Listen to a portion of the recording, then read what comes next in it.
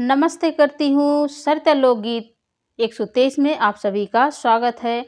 आज हम कहारवा नाच गीत सुनाने जा रही हूँ। गीत अच्छा लगे तो लाइक शेयर कमेंट ज़रूर करना और बहुत ही प्यारा है कहारवा गीत। आप लोग ज़रूर सुनिए और कमेंट करके बताइए कैसे है ये गीत। जुड़ा तो बान्हे घुमौआ हो टिकुली मजेदार, जुड़ा तो बान्हे घुमौआ हो टिकुली मजेदार। केकरे धरई जुड़ी तौ केकरे बोखरवा, केकरे धरई जुड़ी तौ केकरे बोखरवा। केकरे होला रातौ धी हो दिन सूझे न रात, केकरे होला रातौ धी हो दिन सूझे न रात।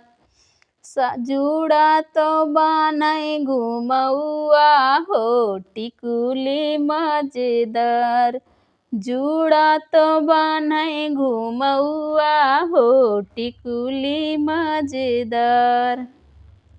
सास के धरई जुड़ी ननद का बोखरवा, सास के धरई जुड़ी ननद का बोखरवा।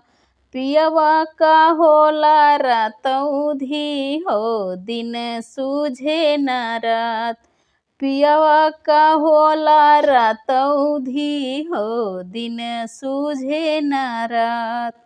जुड़ा तो बान्हे घुमौआ हो टिकुली मजेदार, जुड़ा तो बान्हे घुमौआ हो टिकुली मजेदार। कैसे झारी जुड़ी तौ कैसे बोखरवा, कैसे झारी जुड़ी तौ कैसे बोखरवा। कैसे झारी रातौ धी हो दिन सूझे न रात, कैसे झारी रातौ धी हो दिन सूझे न रात। जुड़ा तो बान्हौ घुमौआ हो टिकुली मजेदार, जुड़ा तो बान्हौ घुमौआ हो टिकुली मजेदार। झाड़ू से झाड़ू जुड़ी तौ बढ़नी से बोखरवा, झाड़ू से झाड़ू जुड़ी तौ बढ़नी से बोखरवा। अचरा से झाड़ू रातौ धी हो दिन सूझे न रात, अचरा से झाड़ू रातौ धी हो दिन सूझे न रात।